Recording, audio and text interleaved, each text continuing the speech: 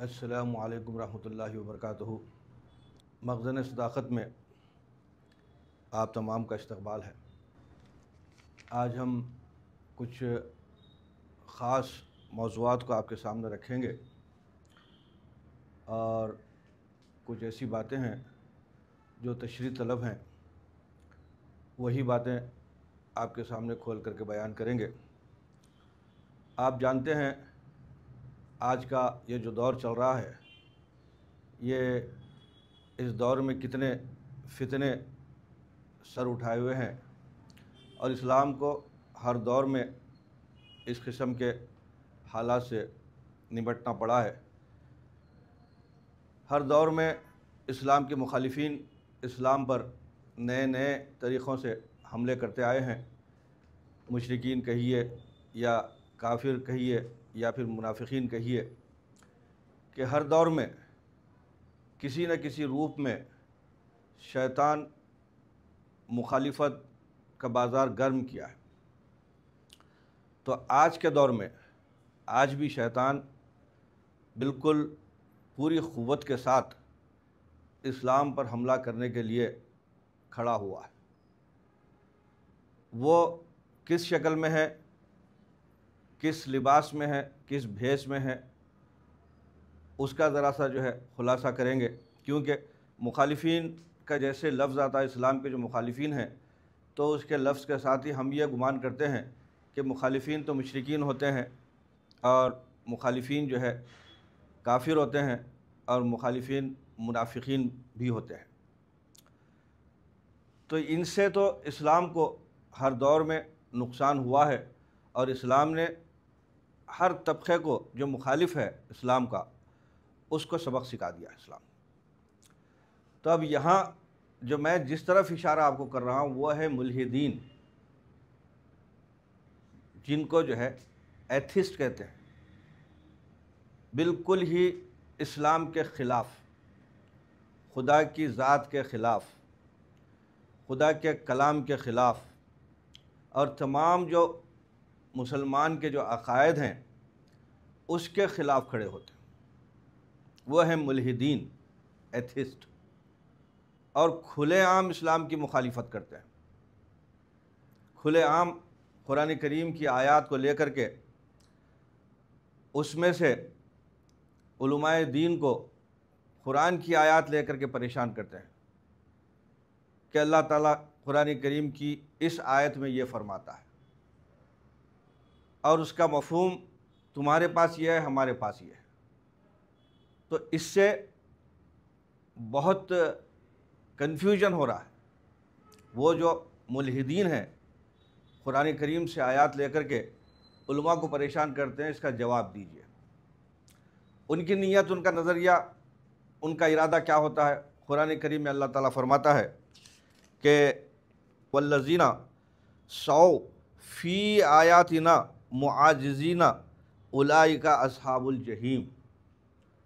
اللہ تعالیٰ ان کے تعلق سے فرماتا ہے جو ملحدین ہیں، جو الحاد میں مبتلا ہیں، جو کفر میں مبتلا ہیں، جو اللہ کی ذات کو نہیں مانتے، جو ایتھسٹ ہیں، ان کے تعلق سے اللہ تعالیٰ قرآن کریم میں فرماتا ہے کہ کچھ لوگ ایسے ہیں، وہ کوشش کرتے ہیں ہماری آیات کو لے کر کے ہم کو عاجز کر دیں۔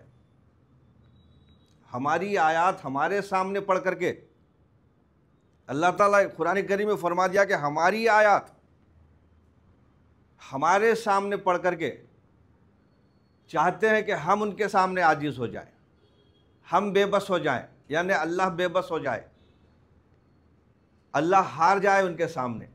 اس نظریے کے تحت وہ قرآن کریم کی آیات پڑھ کر کے رکھتے ہیں کہ اس کا مفہوم بتائیے۔ تو وہ کچھ مخصوص آیات کو لیتے ہیں، مخصوص آیات کو لے کر کے جو ہے اب علماء دین کے سامنے رکھتے ہیں۔ اب اس میں ہمارے پاس ان آیات کا جو ترجمہ ہمارے علماء نے کیا ہے، وہ پہلے اس کی تصحیح ہو جائے،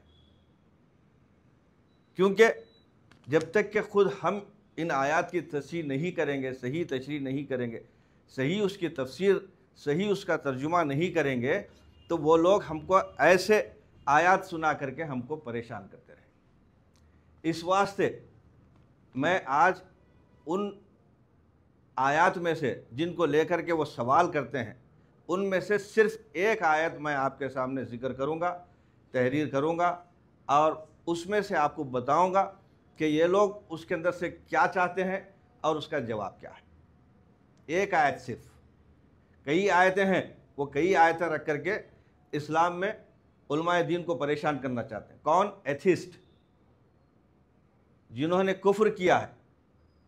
मगर अल्लाह ताला फरमाता वालमू, जान लो, अन्नकुम गैरी मोजिज़िल्लाह, जान लो तुम कि तुम अल्लाह को आजिज़ नहीं कर सकते,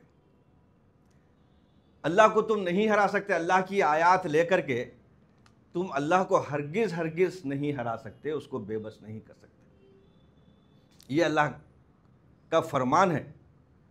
तो अब कैसे, किस हिसाब से वो अल्लाह से सवाल डायरेक्ट तो कर नहीं सकते इन आयत को लेकर के, तो सवाल किससे करना है?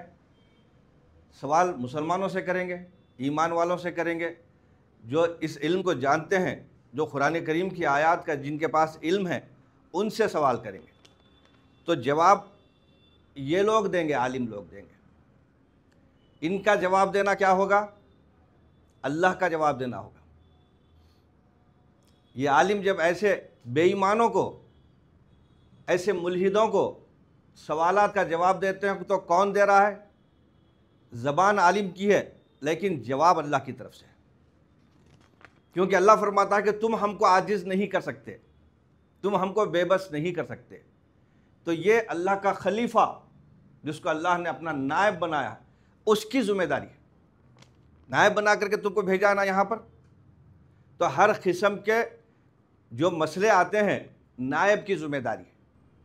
मुशरिकीन के सवालात का जवाब दें, कुफ्र का मुकाबला करें, मुल्हिदीन के सवालात का जवाब दें, क्योंकि ये अल्लाह के नायब हैं। व इज़ क़ाल रब्बुका लिल मलाइकति इन्नी जाइलुन फ़िल अर्ज़ि खलीफ़ा, अल्लाह ने फरमाया फ़रिश्तों से, मलाइका से, कि मैं ज़मीन में अपना खलीफा बनाना चाहता हूँ। तो खलीफा उसका काम क्या है?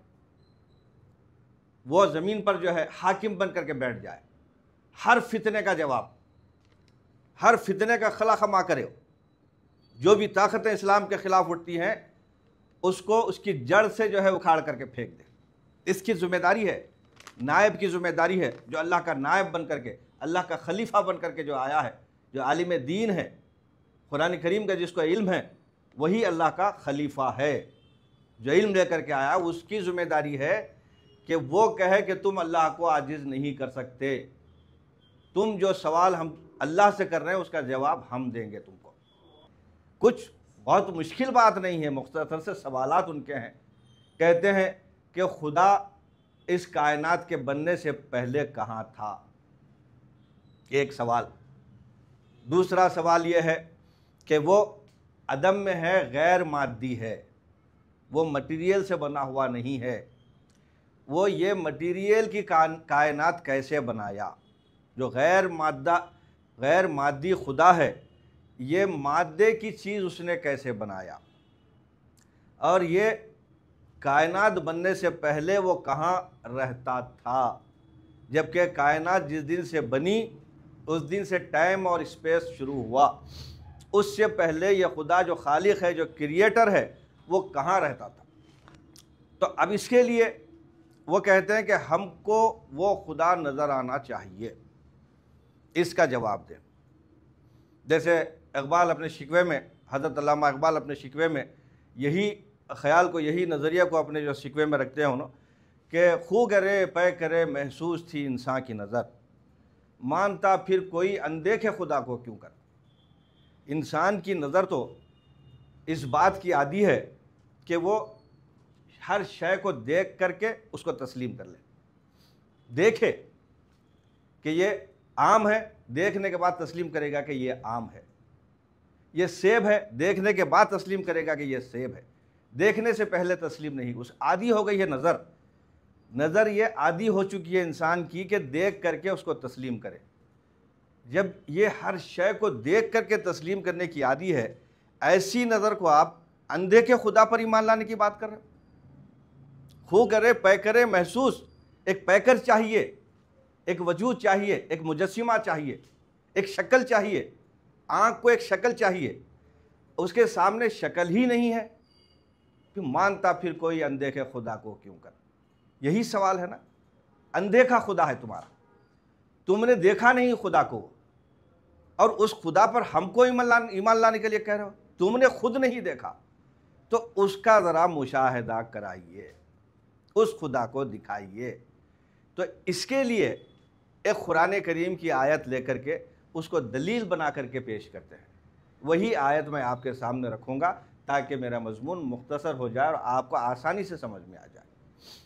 کہتے ہیں کہ حضرت ابراہیم ایک بہت بڑے نبی گزرے ہیں، ابو الانبیاء ہیں۔ وہ کہتے ہیں، اللہ سے سوال کرتے ہیں کہ اے پروردگار، اے میرے رب، میں یہ دیکھنا چاہتا ہوں کہ تو مردوں کو زندہ کیسے کرتا ہے۔ یہ ان کا سوال ہے۔ حضرت ابراہیم علیہ السلام اللہ سے سوال کرتے ہیں کہ اے پروردگار، میں ذرا آپ کو یہاں لکھ کر کے بتاتا ہوں تاکہ آپ کو آسانی سے سمجھ میں آئے۔ سمجھنا ہے، بہت اہم مسئلہ ہے، تھوڑا سا وقت لگے گا مگر سمجھنا بہت ضروری ہے، کیونکہ ملحدین ایسے سوالات جب ہمارے سامنے کرتے ہیں تو اس کا جواب دینے ہم کو آسانی ہو جائے۔ یہاں دیکھیے، وَإِذْ قَالَ،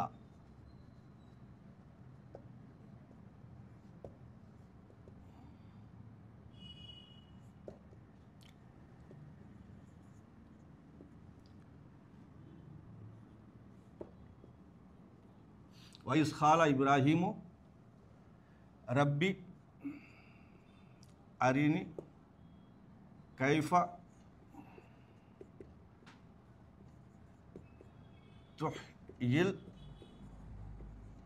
الموتى۔ یہ سوال ہے حضرت ابراہیم علیہ السلام کا، انہوں نے اللہ سے کیا تھا کہ وَإِذْ قَالَ ابراہیم، اور کہا حضرت ابراہیم علیہ السلام نے، ربی، اے میرے رب، ارینی، مجھے بتا، کیف تحیی الموتى، کہ تو مردوں کو کیسے زندہ کرتا ہے۔ یہ سوال ہے۔ تو اللہ نے فرمایا،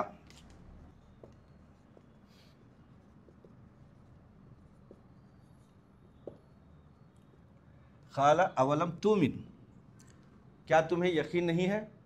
اللہ نے حضرت ابراہیم سے یہ سوال کیا۔ جب حضرت ابراہیم سوال کیا کہ تو مردوں کو زندہ کیسے کرتا ہے میرے رب، تو اللہ نے حضرت ابراہیم سے سوال کیا، کیا تم ایمان نہیں رکھتے؟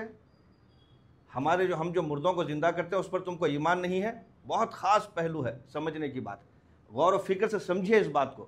بہت زمانے سے یہ مسئلہ ادھورا اور الجھا ہوا ہے، اس کو سلجھانا ہے، سمجھانا ہے اس مسئلے کو۔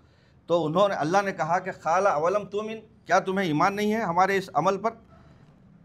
قال بلا ولکن لیطمئن قلبی، میں یقین رکھتا ہوں، ایمان رکھتا ہوں، مگر میں اپنے دل کے اطمینان کے لیے یہ دیکھنا چاہتا ہوں کہ آپ مردوں کو زندہ کیسے کرتے ہیں، جو مر گیا ہے اس کو زندہ کیسے کرتے ہیں۔ یہ اس واسطے کھول کر کے بتانا ہے کہ یہ ملحد جو ایتھسٹ ہیں وہ سوال کرتے ہیں، اس واسطے یہ میں آپ کو اس کی وضاحت کر رہا ہوں تاکہ سمجھ میں آئے۔ اگر کوئی آپ کے سامنے سوال کیا تو اس کو آسانی سے آپ جواب دے سکیں۔ تو یہاں اللہ نے فرمایا کہ قالا، کیا تم ایمان نہیں رکھتے؟ تو حضرت ابراہیم میں بڑے عاجزی سے انہوں نے کہا اللہ سے کہ اے پروردگار، میں یقین رکھتا ہوں، لیکن میں اپنے قلب کے اطمینان کے لیے، میں اپنے دل کے اطمینان کے لیے آپ سے پوچھ رہا ہوں کہ ذرا مجھے بتائیے کہ مردہ زندہ کیسے ہوتا ہے۔ تو اب اللہ نے فارمولہ بتایا مردے کو زندہ کرنے کا۔ اب یہاں سے انتہائی عقل کی ضرورت ہے، ایک بہت بڑا فارمولہ اللہ آپ کے سامنے بتا رہا ہے عمل میں، پریکٹیکل میں، کہ یہ تم کر کے دیکھو، تم کو معلوم ہو جائے گا کہ مردہ زندہ کیسے ہوتا ہے۔ تو اب اس پر غور کریے، اللہ کے جو الفاظ ہیں اس پر غور کریے۔ کہا اللہ نے، قال فخذ، اب یہاں سے فارمولہ شروع ہوا ہے۔ اللہ بتا رہا ہے کہ بس کیا کریے آپ، من الطیر فسرہن قال فخذ اربعۃ من الطیر فسرہن الیک، کہ 4 پرندے لیجئے۔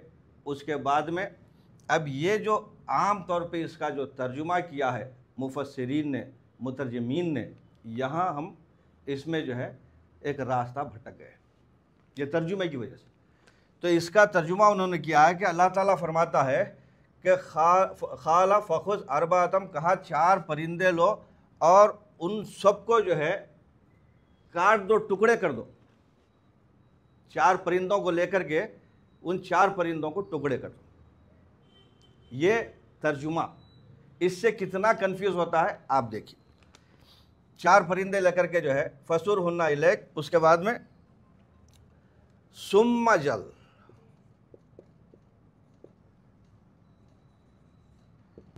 ایک ایک حصہ لے آ کر کے پہاڑ پر جو ہے رکھ دو، 4 حصے۔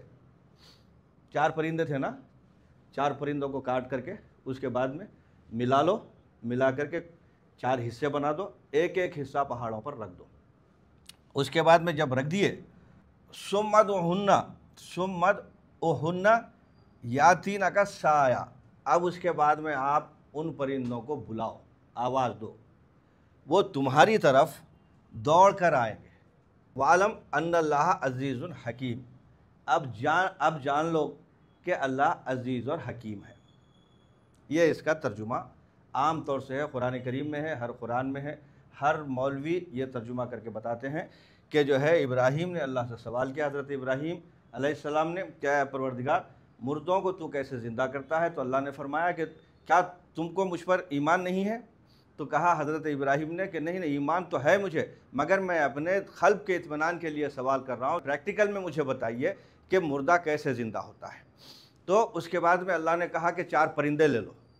4 پرندوں کو اس کے بعد میں ترجمہ بتا رہا ہوں قرآن کریم کا، اس سے کیا ہوتا ہے، آپ کے ذہن میں کیا خیال آتا ہے کہ 4 پرندوں کو انہوں نے لے لیا، اس کے بعد میں چیرا پھاڑا، اس کے بعد میں اس کو کپا کیا، اس کے بعد میں پھر 4 حصے کیے اس کے بعد میں لے آ کر کے جو ہے پہاڑوں پر رکھ کر کے اس کے بعد نیچے آ کے کھڑے ہو گئے، کھڑے ہو کر کے 4 کو آواز دی کہ آؤ میری طرف، تو وہ پرندے دوڑتے ہوئے حضرت ابراہیم علیہ السلام کی طرف آ گئے۔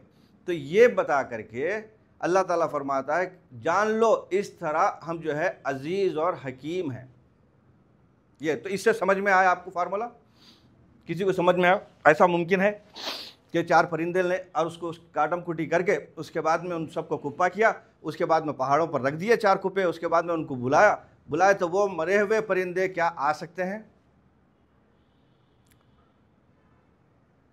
ایسا ہو سکتا ہے؟ ممکن ہے؟ اگر ایسا ہو سکتا تو یہی سوال کرتے ہیں کہ اگر ہوتا ہے تو ویسا ہم کو اس وقت کر کے بتائیے۔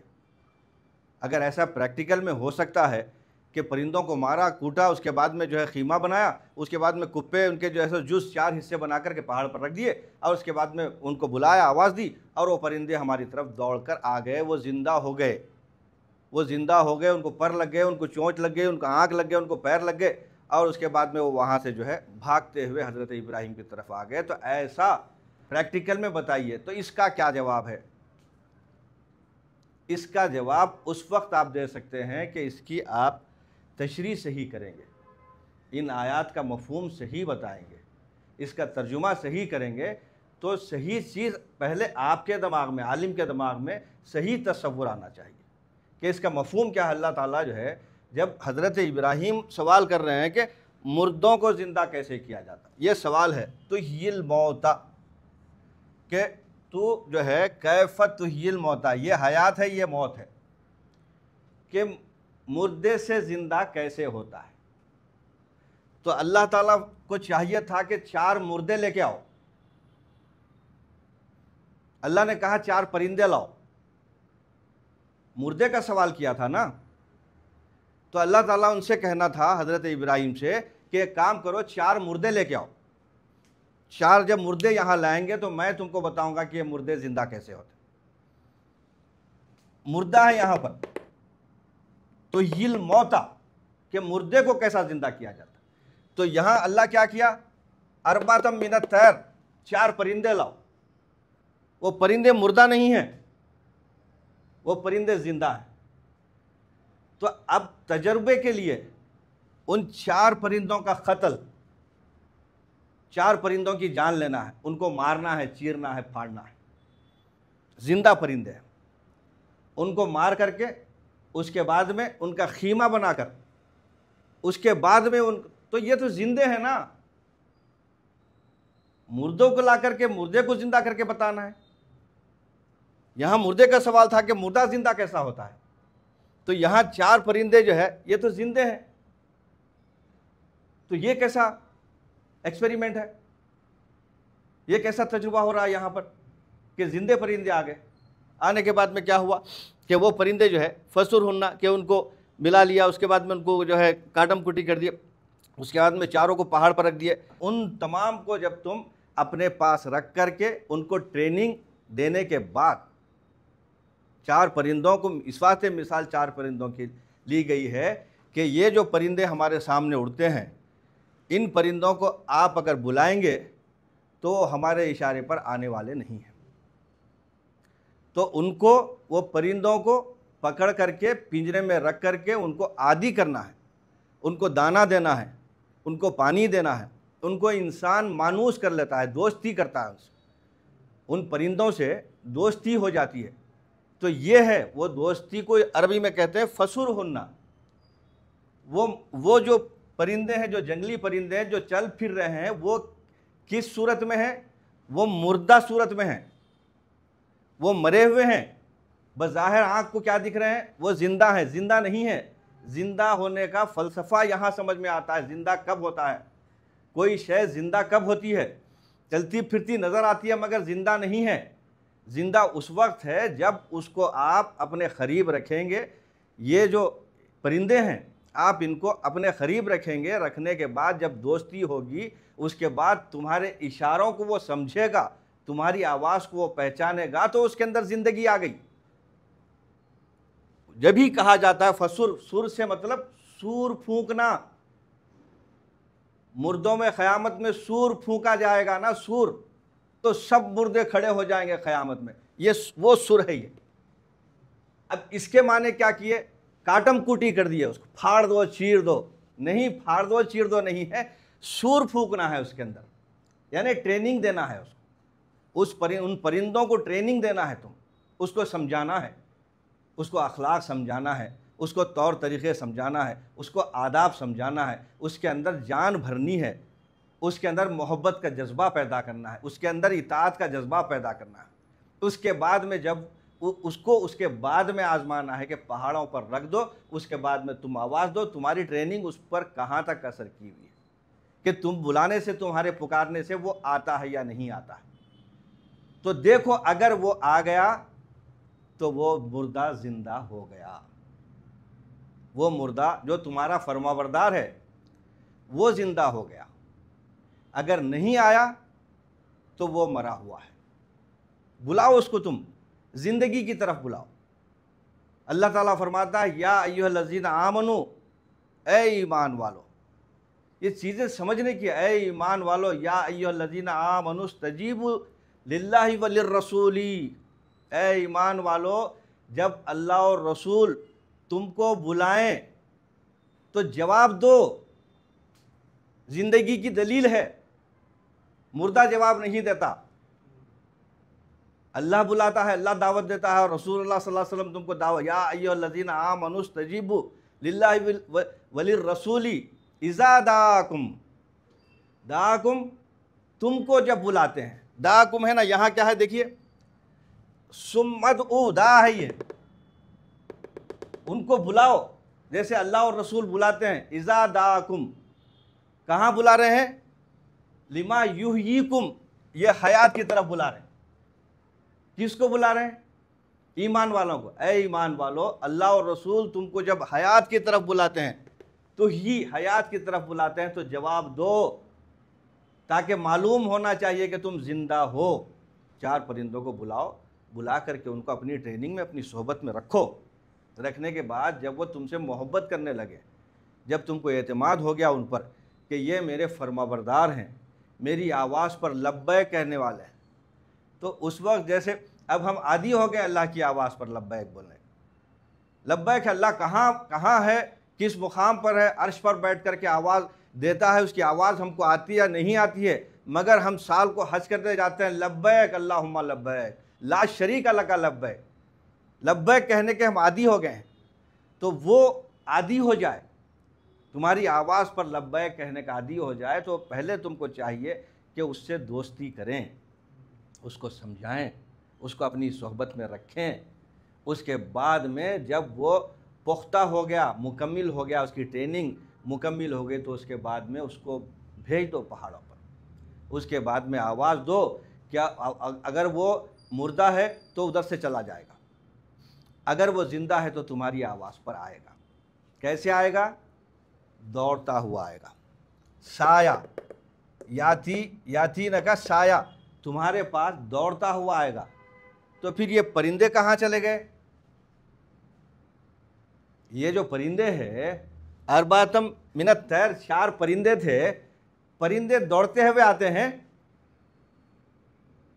پرندے کے لیے اصطلاح اللہ عالم الغیب واللہ واسع علیم، کس کے لیے کیا جملہ بولنا اللہ کو نہیں معلوم۔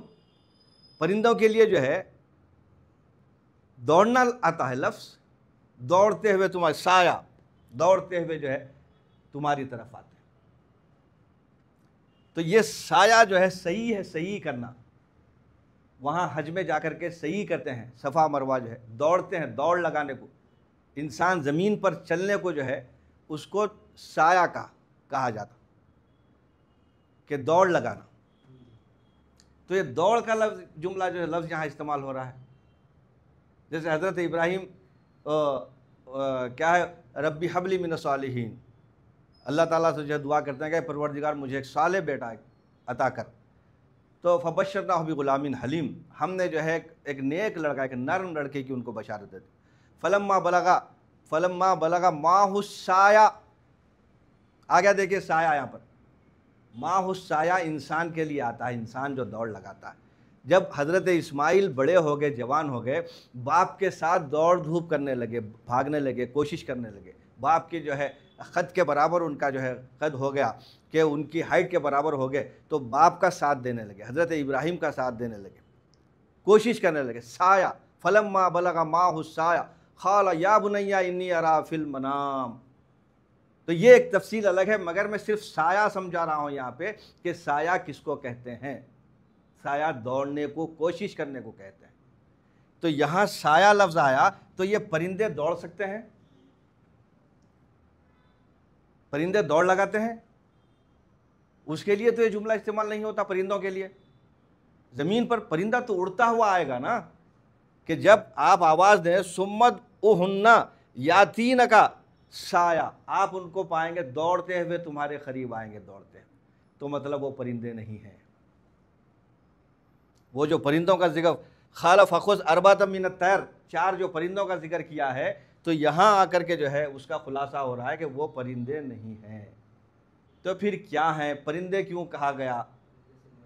پرندے سے مراد حضور فرماتے ہیں مثل المومن کمثل الطیر، مومن کی مثال پرندے کی مثال ہے، مومن پرندے کی طرح سے مراد پرندہ جو ہے اس کی حضور اکرم صلی اللہ علیہ وسلم کا پرندے سے مثال دینے کا مطلب یہ ہے کہ پرندہ اللہ پر توکل کرتا ہے، وہ یوم جدید رزق جدید، اس عقیدے پر ہے وہ پرندہ کہ آج کا دن، نیا رزق، کل کا اسٹاک نہیں کرتا، کل اللہ مالک ہے۔ علامہ اقبال فرماتے ہیں، کیا کہتے ہیں؟ پرندوں کی دنیا کا درویش ہوں میں، پرندوں کی دنیا کا درویش ہوں میں کہ شاہی بناتا نہیں آشیانہ، کہ شاہی کے لیے ذلت ہے کار آشیاں بندی۔ تو شاہی پرندہ سے مراد یہ ہے کہ اللہ پر توکل کرنے والا، اور اس کا زمین سے تعلق نہیں ہوتا، وہ آسمانوں میں سیر کرنے والا، آسمانوں میں اڑنے والا، وہ اس کو جو ہے مثال دی گئی ہے کہ ایک مسلمان، ایک مومن پرندے کی طرح ہوتا ہے، زمین سے اٹیچ نہیں رہتا، زمین کی جو फ़ायदे हैं वो उठाने की कोशिश न कर, बल्कि आखिरत की फ़िक्र में रहता, आसमानी उसकी उड़ान। इश्क था फितना करो सरकशो चालाक मेरा, आसमां चीर गया नालाए बेबाक मेरा। तो ये ऐसा परिंदा है जैसे हज़रत जिब्रील हैं, ये ऐसा परिंदा है जैसे हज़रत इसराफील हैं, आसमानों में उड़ने वाले, आसमानों से इनका ताल्लुक़, आसमानों पर मेरा फ़िक्र बुलंद, मेरी जो फ़िक्र है वो आसमानों पर है, ज़मीन से मेरे को कोई ताल्लुक़ नहीं। तो ये परिंदे से मुराद ये है कि ऐसे लोग, 4 ऐसे इंसानों को तुम अपने करीब बुलाओ जो मुखलिस हों, उनको बुलाओ। शुरू में उनके अंदर मोहब्बत नहीं पैदा होती, जब तुम्हारी सोहबत में रहेंगे हज़रत इब्राहीम, 4 आदमी को ले लो, 4 बंदों को ले लो, अल्लाह के बंदों को ले लो, ले करके तुम अपनी सोहबत में रखो, उनको हिला लो, उनसे दोस्ती करो, उनको समझाओ दीन क्या है, मोहब्बत क्या है, इंसान के जो है हुकूक़ क्या है, अल्लाह के हुकूक़ क्या है, ये सारी बातें उनको बताओ कि अल्लाह खालिक है, अल्लाह ही की इबादत करनी चाहिए, कोई दुनिया में खालिक माबूद नहीं है सिवाय अल्लाह की। ये बातें उनको समझाओ, उनके दिल में ये बातें उतारो, तो उनको मोहब्बत पैदा हो जाएगी आपसे। आपकी सोहबत में बैठेंगे तो दुनिया भूल जाएंगे, सिर्फ लिल्लाहियत उनके अंदर आ जाएगी। तो वो आदमी है, परिंदों से मुराद, अरबतम मिन तैर से मुराद आदमी है, इंसान है वो। यहाँ समझ में आ रही बात आखिरी में कि जो है साया से समझ में आ रही है कि दौड़ते हुए आएंगे तो वो आदमी जो आपकी सोहबत में बैठ चुके हैं, आपसे इल्म हासिल कर चुके हैं, मुत्तकी हो चुके हैं, उनका तज़किया हो चुका है। हुजूर ने जो है तज़किया किया था ना, हुजूर ने कैसा तज़किया किया, बासफ़िल उम्मीन रसूलम मिनहुम यतलू अलैहिम आयातिही व युज़क्कीहिम व युअल्लिमुहुमुल किताब वल हिकमा। आपने किताब की तालीम दी, तज़किया किया, उसके बाद में आपने जो है निशानियाँ बताई, उसके बाद में आपने हिकमत सिखाई।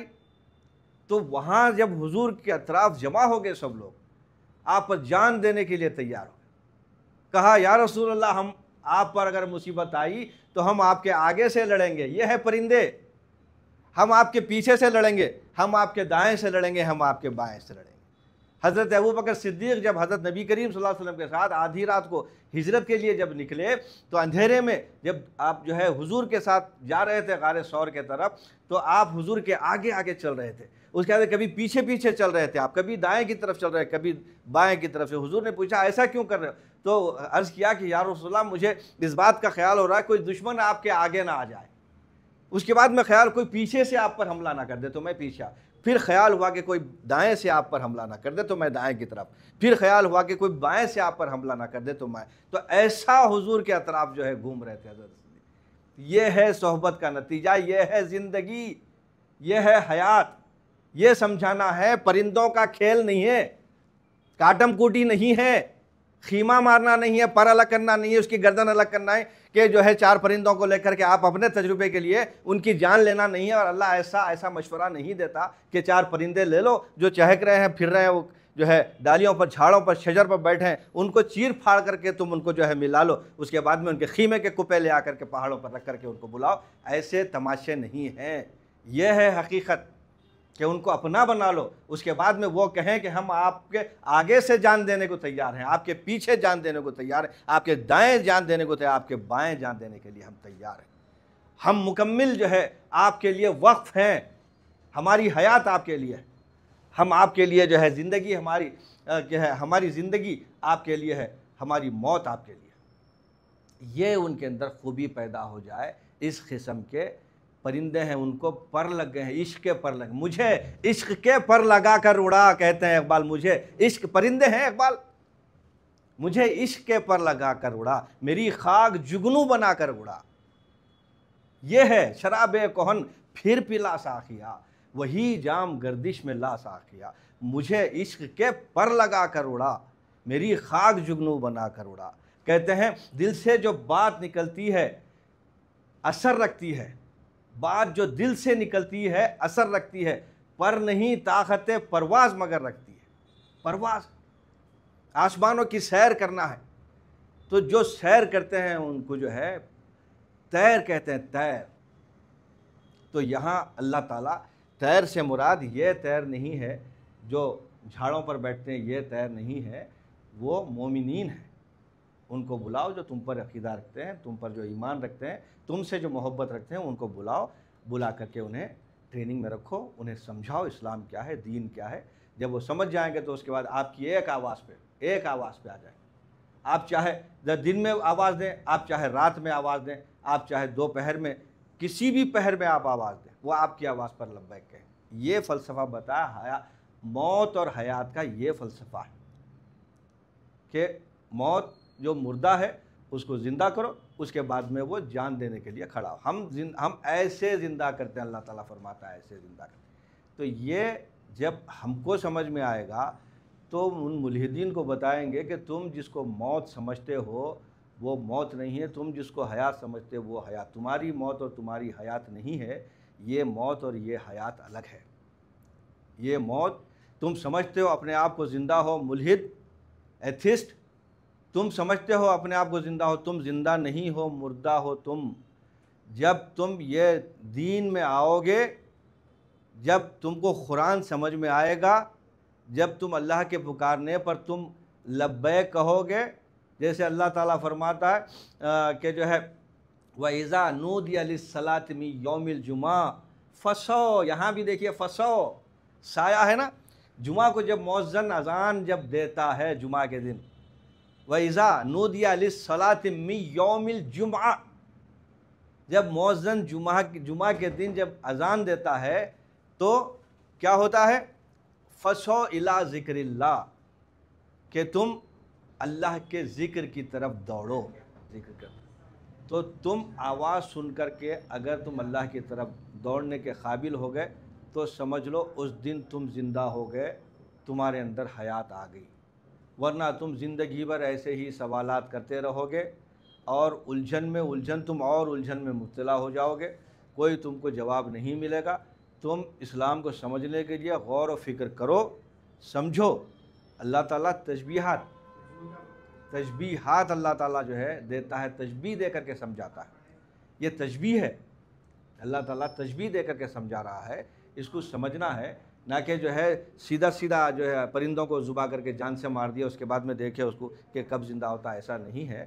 زندگی اور موت کا فلسفہ یہ ہے کہ اگر تمہارے اندر سوچنے سمجھنے کی صلاحیت نہیں ہے، قرآن کو سمجھنے کی صلاحیت نہیں ہے، تو سمجھو کہ تمہاری زندگی مردہ ہے، تم مردہ زندگی گزار رہے ہو۔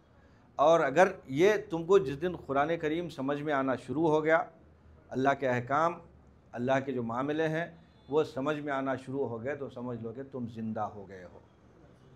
اس کے بعد میں وہاں سے تمہاری پرواز شروع ہو گئی، اس کے بعد میں ساری چیزیں آسان ہو جائیں، ساری چیزیں۔ تو صرف تمہارے ایک سوال کا جواب میں یہاں دینے کی کوشش کیا، شاید تم کو سمجھ میں آ گیا۔ اگر عقل ہے تو سمجھ میں اگر تھوڑی سی بھی عقل ہے تو یہ چیز سمجھ میں آئے گی، اور اس سے میرے اس بیان سے وہ ان لوگوں کو بھی فائدہ ہوگا جو اس قسم کا ترجمہ جو کر کے بیٹھے ہیں، تفسیر کر کے بیٹھے ہیں کہ پرندوں کو لا کر کے جو ہے کاٹم کوٹی کر کے ان کے کپے کرنا، یہ نہیں ہے، یہ ترجمہ غلط ہے، یہ تفسیر غلط ہے۔ تفسیر تو یہ ہے کہ وہ جو ہے صحبت میں رکھیں، اس کے بعد میں ان کو زندہ کریں۔ جو میں نے ابھی تک بیان کیا وہ تفسیر ہے، اس کو پھر دوبارہ بولنے کی ضرورت نہیں ہے، میں کھول کر کے بتا دیا ہوں تاکہ تم آسانی سے سمجھ جاؤ، کوئی الجھن باقی نہ رہے، کوئی اس کے اندر جھول نہ رہے، آسانی سے تم کو سمجھ میں آئے۔ اللہ کے معاملے ہیں یہ، اللہ آسانی سے تم کو کیسے سمجھ میں آئے گا؟ تم آسانی سے اللہ کو سمجھنے کی کوشش کرتے ہو، جو اتنی بڑی کائنات بنا دیا، اتنے زمین و آسمان، چاند تارے، سورج کہکشاں اور یہ سمندر، یہ ہوائیں، یہ ساری چیزیں بنا دیا، تم اس کو اللہ کو آسانی سے تم یہ کہتے ہو کہ ہم اس کو دیکھنا چاہ رہے ہیں، وہ تم کو دکھے گا؟ تم اس قابل ہو کہ تم اس خالق کائنات کو تم دیکھنا چاہتے ہو؟ تو تمہارے اندر جو ہے کوئی قابل ہو تو ہم شان کہیں دیتے ہیں، ڈھونڈنے والے کو دنیا بھی نہیں دیتے ہیں۔ پہلے تم قابل تو ہو، اس کے تم وہ لیول پہ تم آنا نا۔ تم خدا کو دیکھنا چاہ رہے ہیں، اس کو دیکھنا چاہ رہے ہیں جو اتنی بڑی کائنات، بلکہ ایسے ہزاروں کائنات کا خالق ہے، رب العالمین ہے، سارے عالمین کا رب ہے، خالق و مالک ہے، اس کو تم آسانی سے دیکھنا چاہتے ہو؟ اتنی آسانی سے وہ تم کو نظر آئے گا؟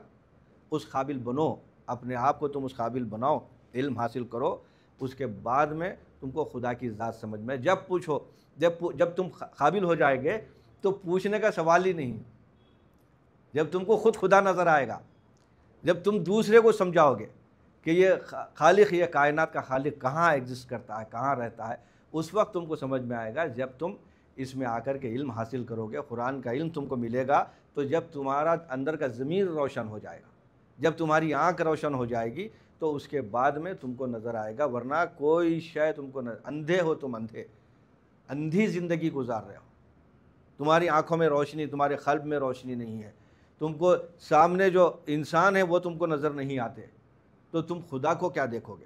تو خدا کو دیکھنے کے لیے اس قسم کا علم چاہیے۔